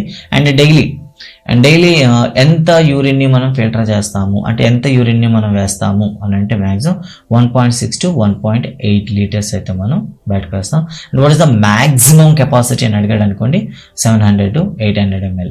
వాట్ ఈస్ ద కెపాసిటీ అని అడిగితే మాత్రం ఇంతకుముందే మనం చెప్పాం కదా, మనకి what is the capacity of the bladder అంటే 300 to 800 అని చెప్తాం. కెపాసిటీ అయితే 300 to 800, మ్యాక్సిమం కెపాసిటీ అయితే 700 to 800 ml అని చెప్తాం అనమాట. ఓకే, అయితే ఈ యూరిన్ అనేది ఎలా అంటే దాన్ని ఏమని చెప్తామంటే ఎక్కువగా వాటర్ తీసుకునే వాళ్ళకి ఎలా ఉంటుంది, తక్కువగా వాటర్ తీసుకునే వాళ్ళకి ఏమైనా ఉంటుందా దీనిపైన అయితే ఉంటుంది. సో ఎక్కువగా వాటర్ తీసుకున్నట్లయితే ఎక్కువగా మనం ఏం చేయాల్సి వస్తుందంటే యూరిన్ వెళ్ళాల్సి ఉంటుంది. బట్ అక్కడ కాన్సన్ట్రేట్ యూరిన్ అనేది ఫామ్ అవ్వదు. దీనివల్ల కిడ్నీ లైఫ్ అనేది పెరుగుతుంది, వర్కింగ్ లైఫ్ అయితే పెరుగుతుంది. ఓకే, అలా కాకుండా దానికి ఎక్కువ కాన్సెంట్రిక్ యూరిన్ ఫామ్ అయ్యేటట్లు మనం చూసినట్లయితే కిడ్నీస్ పైన వాటి యొక్క పాయిజనస్ ఎఫెక్ట్ అయితే ఉంటుంది. సో దానివల్ల మనకైతే ప్రాబ్లం వస్తుంది. నెక్స్ట్ వన్ చూద్దాం, కాంపోజిషన్ ఆఫ్ యూరిన్లో ఏమేమి ఉంటాయి. సో యూరిన్లో చూసినట్లయితే మనకి కొన్ని ఆర్గానిక్ కాంపౌండ్స్ ఉంటాయి, కొన్ని ఇనార్గానిక్ కాంపౌండ్స్ ఉంటాయి. సో ఇందులో ఉండేటటువంటి మెయిన్ ఏంటంటే వాటి కలర్ ఏంటి. సో ముందు మనం చూద్దాం. సో ఆంబర్ కలర్ అని పిలుస్తాం, పేల్ ఎల్లో అని చెప్తాం కదా, దట్ ఈస్ ఆంబర్ కలర్ అని పిలుస్తాం. So due to presence of urochrome, అందులో యూరోక్రోమ్ అనే పిగ్మెంట్ ఉండడం వల్ల ఆంబర్ కలర్లో ఉంటుంది. సో క్వశ్చన్ ఇక్కడ ఉంటుంది, which pigment presence in the human urine అంటే యూరోక్రోమ్ అని చెప్పాలి. అండ్ సో యూరిన్ యొక్క కలర్ అనేది లేదా యూరిన్ యొక్క ఆర్డర్ అనేది డిఫరెంట్ టైప్ ఆఫ్ కాంబినేషన్ అయితే మనకి సబ్స్టెన్సెస్ ఉంటాయి. వాటి గురించి ఒకసారి చూద్దాం. ఫస్ట్ వన్ చూద్దాం. సాధారణంగా ఇప్పుడు మనం తీసుకునే డైట్ పైన డిఫరెంట్ అయి ఉంటుంది ఎప్పుడు కూడాను. సో యూరిన్ అనేది మనం తీసుకునే డైట్ పైన ప్రజెంట్ అయి ఉంటుంది అని ముందే చెప్తున్నాం. సో ఇన్ కేస్ మనం రిచ్ డైట్ తీసుకుంటే, so for example non veg అనేది ఎక్కువగా తీసుకున్నారు అనుకోండి, సో నాన్ వెజ్లో మనకి ప్రోటీన్స్ ఎక్కువగా ఉంటాయి, అవి డీయానిమేటెడ్ అవుతాయి అనమాట. సో ఈ డీఅమైనేట్ అంటాం. డీఅమైనేట్ అవ్వడం వల్ల మనకి ఏమవుతుందంటే ఎక్కువగా మనకి యూరియా ఫామ్ అవుతుంది అనమాట, సో అలా కాకుండా ఎక్కువగా దాన్ని ఏమంటే కార్బోహైడ్రేట్స్ తిన్నారనుకోండి, ఎక్కువ కార్బోహైడ్రేట్స్ తీసుకున్న వాళ్ళకైతే ఎక్కువగా ఏముంటుంది, షుగర్ ఉంటుంది. ఓకేనా, గ్లూకోజ్ అని చెప్తాం కదా, షుగర్ అయితే ఎక్కువగా ఉంటుంది అనమాట. అలాగే ఇంకా ఎక్కువగా లిక్విడ్ బేస్డ్ ఫుడ్ తీసుకున్నారు అనుకోండి, వాళ్ళకైతే ఎక్కువగా వాటర్ ఉంటుంది అనమాట. Large intake of liquid or water తీసుకుంటే వాళ్ళు లిక్విడ్ స్టేజ్లో ఉంటుంది. సో ఇక్కడ చూస్తే యూరిన్లో ఏమేమి ఉంటాయి. ఫస్ట్ వన్ చూద్దాం. 96% of water and 2.5% of organic substances like urea, nitric acid, క్రియేటినైన్ and water. soluble vitamins and hormones and oxalated etc. And last one 1.5% అయితే inorganic. So organic compound means it will be carries carbon. Inorganic compounds, absence of carbon, everything will be under inorganic. For example, sodium, chloride, phosphate, sulfate, magnesium, calcium, iodine. So ఇక్కడ చూస్తున్నట్లయితే మళ్ళీ 96%, 2.4% and 1.5%. So this is organic and this is inorganic and this is water. So totally మనకి 100% అయితే వచ్చింది. So ఇది మనకు ఉండేటటువంటి blood అనమాట. కొన్నిసార్లు మనకి ఏమవుతుందంటే కిడ్నీ అనేది సరిగ్గా ఫిల్టరైజేషన్ చేయకపోవడం అనేది జరుగుతుంది. దీన్ని ఏమని పిలుస్తారు? ESRD. సో ఈ డెఫినేషన్ అయితే మనకు అడగడం జరుగుతుంది. What is ESRD? End stage renal disease అని పిలుస్తాం. ఎండ్ స్టేజ్ రెనల్ డిసీజ్ అని పిలుస్తాం. సో ఇక్కడ కూడా మనకు క్వశ్చన్ అయితే అవకాశం ఉంటుంది. కొన్నిసార్లు కంప్లీట్గా కిడ్నీ అనేది వర్కౌట్ అనేది చేయడం అనమాట. సో అప్పుడు ఏం చేస్తాం మనం అంటే, సో అంటే మనం తీసుకునేటటువంటి ఫుడ్ కావచ్చు, లేకపోతే మనం చేసేటటువంటి పాయిజనస్ ఫుడ్ తీసుకోవడం కానివ్వండి, ప్రాపర్గా మనం వాటర్ తీసుకోకపోవడం కానివ్వండి, అండ్ మనం తీసుకున్న వాటర్లో దట్ ఈస్ హార్మ్ఫుల్ మినరల్స్ ఎక్కువగా ఉండడం, వాటిని కంటిన్యూగా మనం తీసుకోవడం జరిగినట్లయితే కిడ్నీ ఫెయిల్ అవుతుంది అనమాట. ఈ కండిషన్ మనం ఏమంటే యూరేమియా అని పిలుస్తాం అనమాట. ఓకే, సో కండిషన్ యూరేమియా అంటే ఏంటి అంటే, ఈ వేస్ట్ ప్రొడక్ట్స్ అనేవి ఫిల్టర్ కాకుండా బ్లడ్లో ఎక్కువగా స్టాక్ ఉన్నాయనుకోండి. And state yes thank you Nataraj tech word ESTD not ESRD. It is ESRD. So guys ESRD అని పిలుస్తాం. ఎండ్ స్టేజ్ రెనల్ డిసీజ్ అంటాం. అంటే ఈ డిసీజ్ వచ్చిన తర్వాత కిడ్నీస్ వర్క్ చేయవు. అందువల్ల ఏమవుతాయంటే ఈ వేస్ట్ ప్రొడక్ట్స్ అన్ని కూడా మన బ్లడ్లో స్టాక్ ఉంటాయి అనమాట. అలా స్టాక్ ఉండడం వల్ల బ్లడ్ అంతా ఏమవుతుందంటే బ్లూ కలర్లో చేంజ్ అవుతుంది. ఈ కండిషన్ మనం ఏమంటే యూరేమియా అని పిలుస్తాం అనమాట. ఓకే, యూరేమియా అని పిలుస్తారు. సో ఇలాంటప్పుడు మనం ఏం చేయాలి? ఒకటి మనకి okay no problem Nataraj. So first of all hats off to you. ఈ టైంలో కూడా చదువుతూ ఉన్నాం. అండ్ సో నాకైతే మార్నింగ్ నుండి నెట్ విషయం ట్రై చేస్తూ ఉంటే ఇప్పటికైతే నెట్ కనెక్ట్ అయింది. అందుకే ఇంకా లేట్ చేయకుండా మొత్తం అన్ని లెసన్స్ కూడా ఇప్పుడైతే రికార్డ్ చేద్దామని డిసైడ్ అయ్యాను. సో నెక్స్ట్ చూద్దాం. సో కొన్నిసార్లు ఏమవుతుందంటే ESRD వచ్చేటప్పుడు కిడ్నీస్నైనా ట్రాన్స్పోర్ట్ చేయాలి లేదా డయాలిసిస్ అయినా చేయాలి. సో డయాలిసిస్ అంటే ఏంటి? ఇక్కడ డయాలిసిస్లో 4 to 5 క్వశ్చన్స్ మీకు రావడానికి అయితే ప్రాబిలిటీ ఉంది. ఓకే, ఆ క్వశ్చన్స్ ఏమున్నాయో ఒకసారి చూద్దాం. సో కొన్నిసార్లు ఏమవుతుంది, ఇన్ఫెక్షన్ వల్ల కావచ్చు, యాక్సిడెంటల్గా కావచ్చు, హై BP ఉండవచ్చు, అండ్ కొంతమందికి డయాబెటీస్ ఉండొచ్చు. ఇలాంటి వాళ్ళకి ఏమవుతుందంటే కిడ్నీలు అనేవి పనిచేయవన్నమాట. ఓకేనా? సో ఇలా కిడ్నీలు అనేవి పనిచేయకపోవడం వల్ల చూడండి ఇక్కడ ఇచ్చాడు ఆల్రెడీ. ఇన్ఫెక్షన్స్ కావచ్చు, ఇంజురీ కావచ్చు, వెరీ హై బ్లడ్ ప్రెషర్ కావచ్చు, వెరీ హై బ్లడ్ షుగర్ ఉండవచ్చు, అండ్ రిస్ట్రిక్టెడ్ బ్లడ్ ఫ్లో అవ్వచ్చు. ఇలా జరిగినట్లయితే మనకి ఏమవుతుంది, కిడ్నీ వర్క్ చేయదన్నమాట. సో ఇదేమవుతుందంటే accumulation of the poisonous wastage in body. So బాడీలో ఏమవుతాయంటే మనకి ప్రమాదం వస్తుంది. దీన్ని యూరేమియా అని పిలుస్తాం. ఇలాంటప్పుడు ఏం చేయాలి? వీరిని ఏం చేస్తామంటే బ్లడ్లో ఉండేటటువంటి ఆ వేస్ట్ మెటీరియల్ని మనం ఏం చేయాలి, బయటికి తీసివేయాలన్నమాట. దీన్ని ఏమని పిలుస్తారంటే, బ్లడ్ని మనం ఫిల్టర్ చేస్తున్నాం కాబట్టి దీన్ని హీమోడయాలసిస్ అని పిలుస్తారు. సో హీమోడయాలసిస్ అనేది ఎలా తీస్తారంటే, బ్లడ్ని మెయిన్గా బాడీ నుండి ఏ పార్ట్ నుండి తీస్తారంటే ఆర్టరీస్ నుండి, main artery. So main arteries నుండి కలెక్ట్ చేస్తారు, కలెక్ట్ చేసి మిషన్లో పంపిస్తారు అనమాట. సో మిషన్లో పంపించేటప్పుడు ఈ బ్లడ్ అనేది బాడీ నుండి బయటకు వచ్చేటప్పుడు క్లాట్ అయ్యే అవకాశం ఉంటుంది అనమాట. ఇలా బ్లడ్ అనేది క్లాట్ అవ్వకుండా ఏం చేస్తారు, యాంటీ క్లాగెంట్స్ మనకి యాడ్ చేస్తారు. లైక్ హెపారిన్ లాంటి యాంటీ క్లాగ్లెంట్లను యాడ్ చేయడం జరుగుతుంది. దీనివల్ల ఏమవుతుంటే బ్లడ్ అనేది మనకి దాన్ని ఏమని పిలుస్తారు, yes okay thank you Nataraj. So blood అనేది క్లాట్ అవ్వకుండా ఉంటుంది అనమాట. సో నెక్స్ట్ వన్ చూస్తున్నట్లయితే, సో ఏం చేస్తారు ఈ యూనిట్లో మనం ఒకసారి చూద్దాం. ఇమేజ్ని చూసి మీకు చెప్పడం జరుగుతుంది. హ్యూమన్ బాడీ నుండి తీసుకునే బ్లడ్ అనేది ఏం చేస్తారు, డయాలసిస్ యూనిట్లో పంపిస్తారు. ఇది డయాలసిస్ యూనిట్ అనుకుందాం. ఇందులో ఈ పైప్స్ ఉన్నాయని చూస్తారు. ఈ పైప్స్ మీద క్వశ్చన్ అడుగుతారు అనమాట. ఈ పైప్ అనేది సెల్లోఫిన్, గుర్తుంచుకోండి. They will be made of the cellophane అని చెప్తాం. సెల్లోఫిన్ అని ఒక ప్లాస్టిక్ యూస్ చేసి వీటిని అయితే తయారు చేస్తారు. దీంట్లో స్మాల్ పోర్స్ అయితే ఉంటాయి. అండ్ నెక్స్ట్ వన్ చూసుకున్నట్లయితే చుట్టూ కూడా ఒక లిక్విడ్ అయితే వేస్తారు. అంటే it is seems to be blood, same blood లాగేటటువంటి ఒక లిక్విడ్ అయితే వేస్తారు. దీన్ని ఏమంటారు, డయలైజర్ అని పిలుస్తారు అనమాట. సో ఈ డయలైజర్కి బ్లడ్కి తేడా ఏంటి అంటే, డయలైజర్లో నైట్రోజన్ వేస్టేజ్ ఉండవు. డయాలైజర్లో నైట్రోజన్ వేస్టేజ్ అని ఉన్నావు, బట్ ఆ పైపుల్లో వెళ్ళేటటువంటి బ్లడ్లో మాత్రం ఏముంటుంది, నైట్రోజన్ వేస్టేజ్ ఉంది, మన బాడీ నుండి తీసింది కాబట్టి. సో ఇక్కడ ఏమవుతాయంటే ఈ రెండు కూడా ఏమవుతాయంటే ఫిల్టరైజ్ అవుతాయి అనమాట. అంటే సో ఈ స్మాల్ పోర్స్ ద్వారా ఈ నైట్రోజన్ వేస్టేజ్ అయితే ఏవైతే ఉన్నాయో ఈ డైలైజింగ్ ఫ్లూయిడ్లోకి ఏమవుతాయంటే మనకి ట్రాన్స్పోర్ట్ అవ్వడం జరుగుతుంది అనమాట. ఇలా మొత్తం మీద ఏమవుతుందంటే బ్లడ్ అనేది కూడా ఫిల్టర్ అవుతుంది. ఫిల్టర్ అయిన తర్వాత ఆ బ్లడ్ని మళ్ళీ ఏం చేస్తాం, బాడీలోకి రీఎంటర్ చేస్తాం అనమాట. ఓకేనా. సో ఈ ప్రాసెస్ అంతా కలిపి మనం హీమోడయాలసిస్ అని పిలుస్తాము. సో ఈ పైప్స్ని దేంతో తయారు చేస్తారు, సెల్లోఫిన్. అండ్ డయాలైజింగ్కి బ్లడ్కి తేడా ఏంటి, డయాలైజర్కి బ్లడ్కి తేడా ఏంటంటే నైట్రోజన్ వేస్టేజ్ అనేది ఈ బ్లడ్లో ఉంటాయి, డయాలైజర్లో ఉండవు అని గుర్తుంచుకుంటారు. ఈ ప్రాసెస్ అంతా జరగడానికి మనకి 3 to 6 అవర్స్ అయితే టైం పడుతుంది. 3 to 6 అవర్స్ డయాలసిస్ అంతా అవ్వడానికి 3 to 6 అవర్స్ పడుతుంది. అండ్ నెక్స్ట్ వన్ చూద్దాం. సో అసలు మరి డయాలసిస్ కన్నా పెర్మనెంట్ సొల్యూషన్ ఏదైనా ఉందంటే కిడ్నీ ట్రాన్స్ఫర్ అని పిలుస్తాం. సో ఈ కిడ్నీ ట్రాన్స్ఫర్ అనేది ఫస్ట్ ఎవరు చేశారంటే 1954లో డాక్టర్ చార్లెస్ హఫ్నగల్ చేయడం జరిగింది. ఈయన ఎక్కడ చేశారంటే వాషింగ్టన్లో యుఎస్లో చేశారు. ఎవరికి చేశారంటే ఐడెంటికల్ ట్విన్స్కి చేశారు. ఓకేనా. ఐడెంటికల్ ట్విన్స్ అంటే ఒక ట్విన్స్లో ఒక పర్సన్ నుండి ఇంకో పర్సన్కి ట్రాన్స్ఫర్ చేయడం అనేది జరిగిందనమాట. ఓకే. సో ఇండియాలో ఫస్ట్ ఎవరికి చేశారంటే ఎప్పుడు చేశారంటే సో మనకి తమిళనాడులోని వెల్లూరులో ఉండేటటువంటి క్రిస్టియన్ మెడికల్ కాలేజ్లో 1971 December 1 అంటే టుడే. ఓకేనా, December 1 కదా. సో ఈరోజు అనమాట. సో చేయడం జరిగింది, తమిళనాడులో చేయడం జరిగింది అనమాట.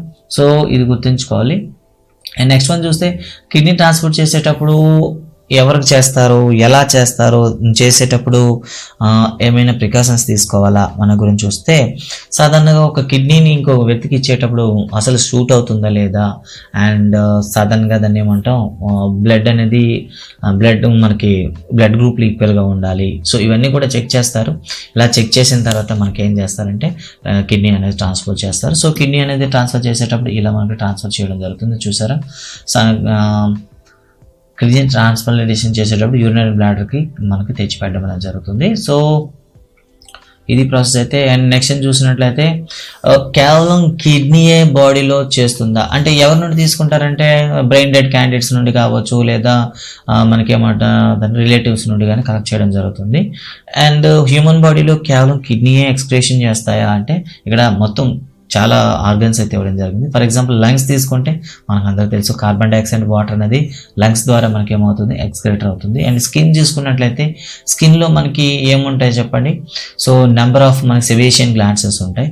ఈ సెబేషియన్ గ్లాండ్స్ అనేవి మనకి సెబమ్ అనేది and some type of salts కానివ్వండి, లేకపోతే అన్నెసరీ వ్యాక్సెస్ కానివ్వండి, స్టెరైల్స్ కానివ్వండి, హైడ్రోకార్బన్స్ కానీ, ఫ్యాటీ యాసిడ్ కానీ ఇవన్నీ కూడా ఏం చేస్తాయంటే స్కిన్ ద్వారా మనకి చేయడం జరుగుతుంది.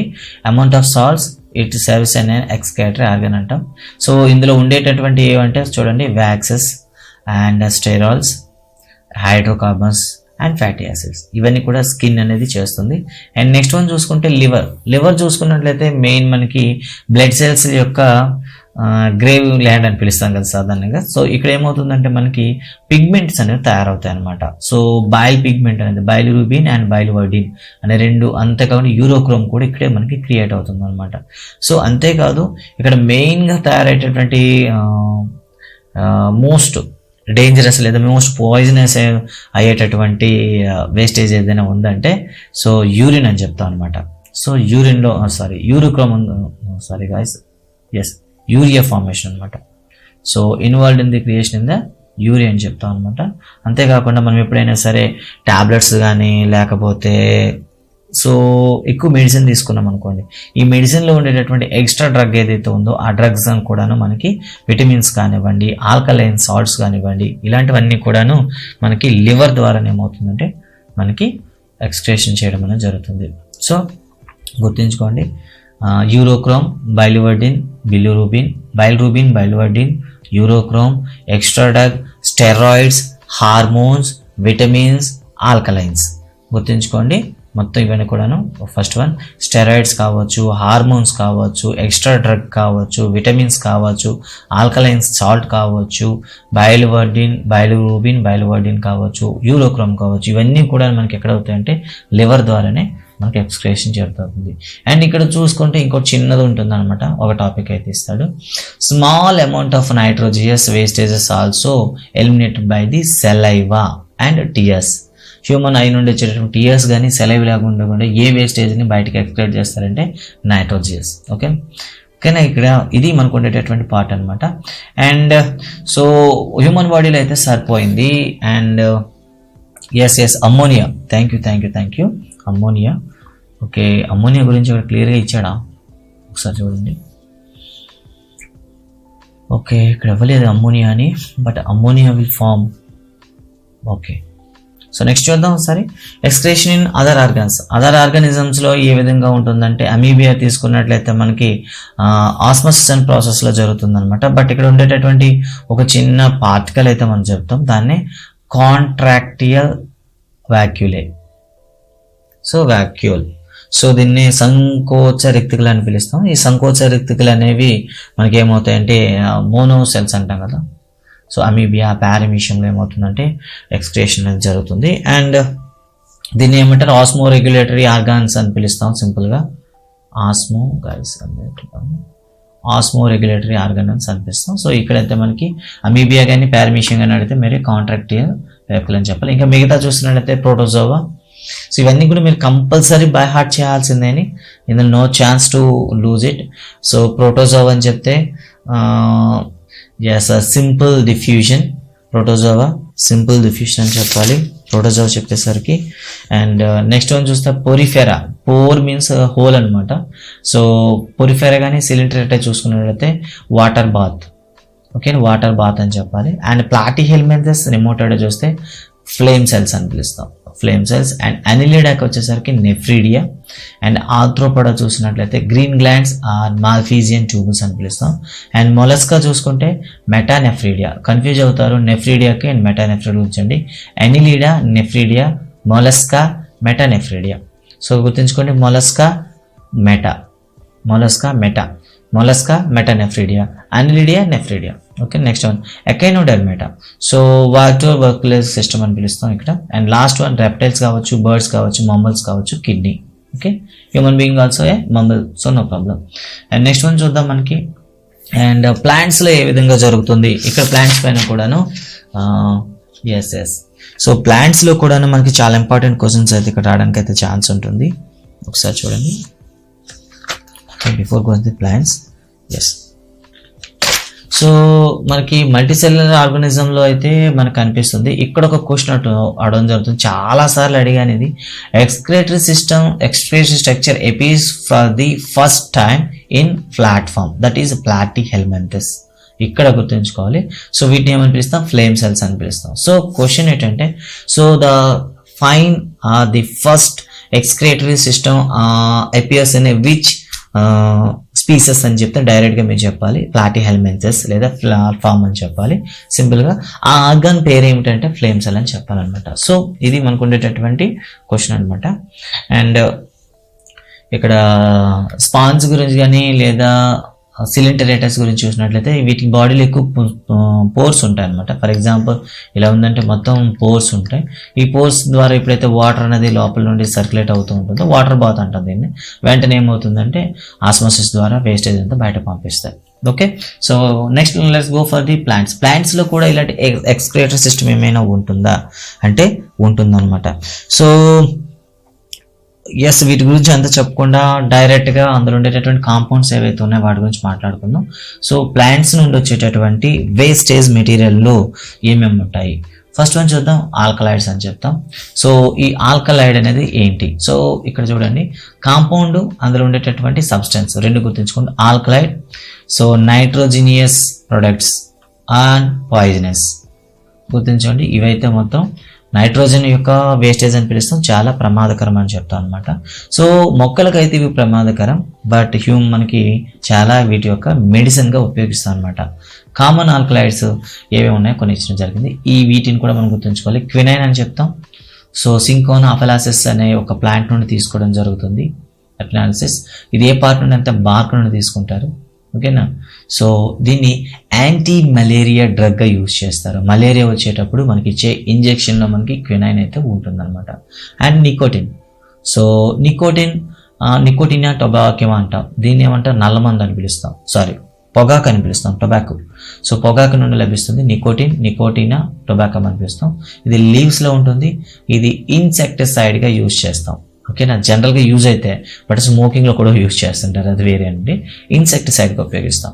అండ్ నెక్స్ట్ చూద్దాం morphine or cocaine. So morphine లేదా కొకైన్ అనేది ఎక్కడ ఉందంటే పపావేర్ సోమనాఫిరం, దీన్ని ఏమంటారు నల్లమందు మొక్క అంటే ఓపియం అని పిలుస్తాం, నల్లమందు. సో ఇది ఒక కాయ నుండి వస్తుంది, గుర్తుంచుకోండి. Opium is collected which part అని అంటే డైరెక్ట్గా ఫ్రూట్, దాన్ని ఫ్రూట్ పండు లేదా కాయ ఏదైనా ఒకటే. ఇది దేనికి ఉపయోగిస్తారంటే పెయిన్ కిల్లర్గా ఉపయోగిస్తారు, మెయిన్గా పెయిన్ కిల్లర్గా ఉపయోగిస్తారు. So next one reserpine. So ఈ రిసెప్టిన్ మోస్ట్ ఇంపార్టెంట్ అన్న. సో ఫస్ట్ వన్, దాని తర్వాత రెండోది ఏదైనా రిసెప్టిన్ అనమాట. సో రిసెప్టిన్ అనేది రావల్ఫియా సర్పెంటైనా, సర్పెంటైనా అంత సర్పము అంటే పాము కదా, గుర్తుంచుకోండి. సో స్నేక్ బైట్స్కి దీన్ని మెడిసిన్గా ఉపయోగిస్తారు. అయితే ఎక్కడి నుండి కలెక్ట్ చేస్తారంటే రూట్, వేరు అనమాట, వేరు నుండి కలెక్ట్ చేస్తారు.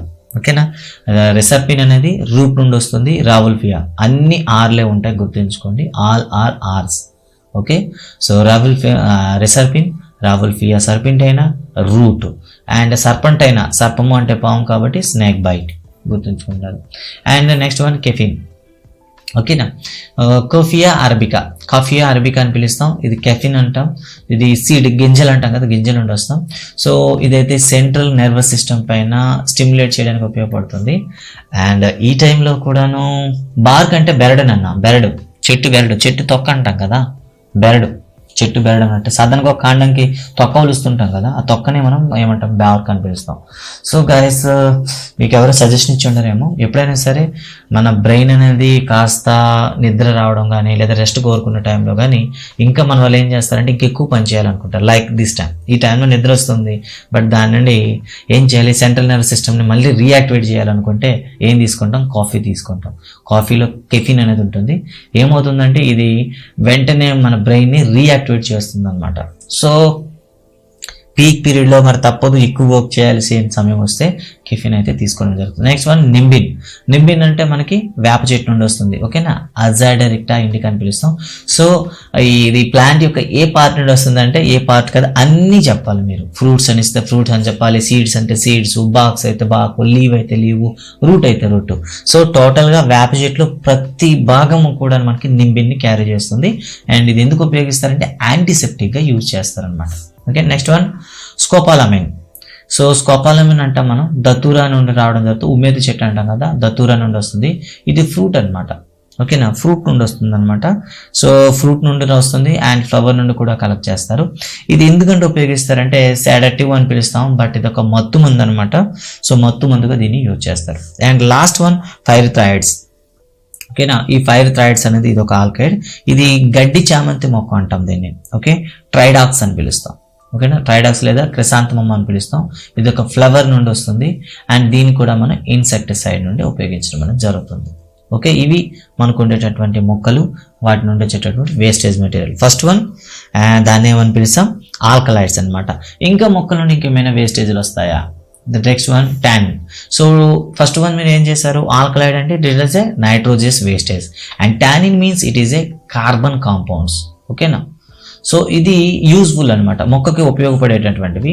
సో ఇవి ఏ కలర్లో ఉంటాయంటే డీప్ బ్రౌన్ కలర్లో ఉంటాయి. ఇది మొక్కలో ఏం చేస్తుందంటే, so it is a wastage but some time వాటికి యూజ్ అవుతాయి కాబట్టి మొక్కలో స్టోర్ చేసుకుంటాయి. సో డిఫరెంట్ అంటే కొన్ని ఫ్లవర్లో కావచ్చు, రూట్లో కావచ్చు, లేక బార్క్లో కానీ కావచ్చు, స్టాక్ చేసుకుంటాయి అనమాట. సో ఇవి తర్వాత మనకి ఏ విధంగా ఉపయోగపడతాయంటే, మనకి ఎగ్జాంపుల్ అయితే ఇచ్చాడు ఇక్కడ, కాషియా అండ్ అకాషియా అనే ఎగ్జాంపుల్స్ అయితే ఇచ్చాడు. సో వీటిని ఎక్కడ ఉపయోగిస్తారంటే లెదర్స్ ఇండస్ట్రీలో ట్యానింగ్ అనమాట, దాన్ని ఏమంటాం లెదర్స్ని సాఫ్ట్గా చేయడానికి వీటిని ఉపయోగిస్తారు. కాషియా అంటే మనకి తుమ్మ చెట్టు అంటాం, అకాషియా అంటే తంగేడు అని పిలుస్తాం అనమాట. సో వీటి నుండి ఉపయోగిస్తాం. అండ్ నెక్స్ట్ వన్ రెసిన్ చూద్దాం. రెసిన్ అంటే మనకు అందరికీ తెలుసు, ఇవి ఒక కలర్ని తయారు చేయడానికి యూస్ చేస్తుంటాం ఇది రెసిన్లు అనేవి. కలర్, రెసిన్ మీన్స్ కలర్, గుర్తుంచుకోండి.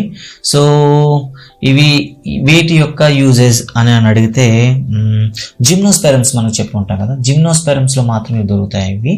And used for the varnish, for example pinus. So resin pinus ఒకటే ఉంటుంది. అండ్ కలర్, రెసిన్ అంటేనే కలర్, గుర్తుంచుకోండి.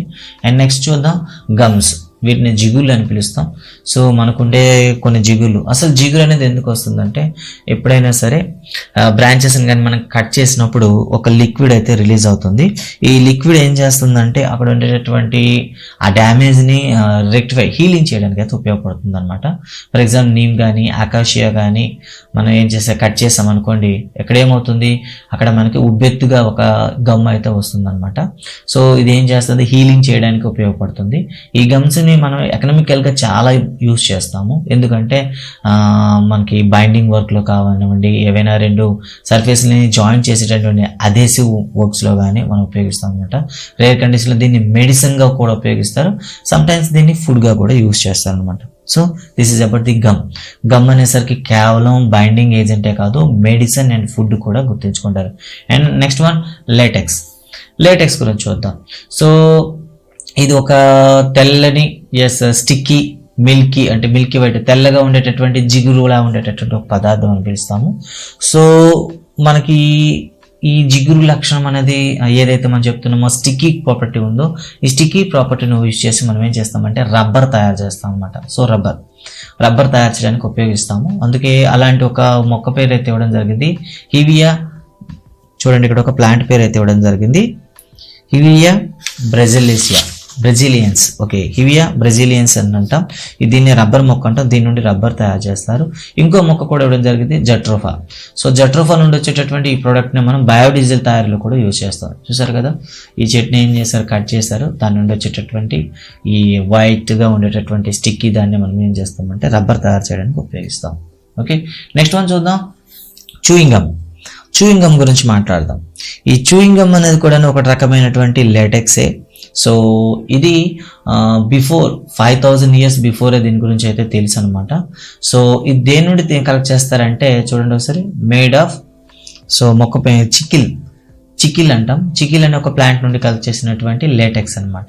చికిల్ అనే ప్లాంట్ నుండి కలెక్ట్ చేసిన లేటెక్స్ని మనం ఏం చేస్తామంటే చూయింగ్ గమ్గా ఉపయోగిస్తాం అనమాట. ఓకేనా. సో ఇంకా మనం చెప్తే మరి కొన్ని చూసినట్లయితే మనకి కొన్ని బాడీకి అలర్జీ కూడా కలిగిస్తాయండి అనమాట. ఫర్ ఎగ్జాంపుల్ మనకు అందరికీ తెలుసు కదా, దాన్ని ఏమని పిలుస్తాం, పార్థీనియం. సో ఆల్రెడీ ఏమి ఇచ్చాం కదా, పార్థీనియం అంటాం. దీని నుండి వచ్చేటటువంటి పాలిన్ గ్రెయిన్స్ ఏవైతే ఉన్నాయో ఇవి మనకి ఏం కలిగిస్తాయి, అలర్జీని కలిగిస్తాయి. అండ్ కొన్నిసార్లు లంగ్స్కి సంబంధించిన డిసీజ్ అయినటువంటి ఆస్తమా కూడా కలిగిస్తుంది అనమాట. This is about the wastage of the plants అనమాట. సో ఇక చూద్దాం, ఇక లాస్ట్ వన్ చూద్దాం, బుర్గమాన్. ఇక్కడ ఒక మరొకటి ఉంది. ఈ బుర్గమాన్ అనే ఒక సైంటిస్ట్ అయితే ఏం చేశాడంటే మొక్కలపైన వివిధ రకాలుగా ఎక్స్పెరిమెంట్ అయితే చేసి సో ఈ మొక్కలని కొన్ని వేస్టేజ్ అనేవి కేవలం బయటకే కాకుండా రూట్స్తో కూడా రిలీజ్ చేస్తాయి సాయిల్లోకి అని చెప్పడం అనమాట. According to Burgmann, some wastage will be released into the soil also. For example, we can go when we go observe in the apple plants లో చూసినట్లయితే మనకి ఇది క్లియర్ గా కనిపిస్తుంది అనమాట. ఓకే, సో ఇలా కంటిన్యూ జరిగినట్లయితే ఆ ల్యాండ్ యొక్క ఫెర్టిలిటీ పోయి సో నెక్స్ట్ వచ్చేసి మనకి ఫ్రూట్ ప్రొడ్యూస్ అనేది ఆగిపోతుందని చెప్తారు. సో బృగమన్ గురించి ఒక క్వశ్చన్ రావడం జరుగుతుంది. బృగమన్ చెప్పింది ఏంటంటే వేస్ట్ ఫ్లూయిడ్ అనేది కొంత సాయిల్లో కూడా ఇవ్వడం జరుగుతుంది. ఓకేనా, సో ఇది గుర్తుంచుకోవాలి. సో వేస్టేజ్ బై రూట్ అని చెప్తే మీరు డైరెక్ట్గా బృగం అండ్ ఎక్స్క్రియేషన్కి సెక్రియేషన్కి తేడా ఏంటని ఒక పార్ట్ అయితే ఇవ్వడం జరిగింది. ఇక్కడ మీరు ఒకసారి చూస్తారు.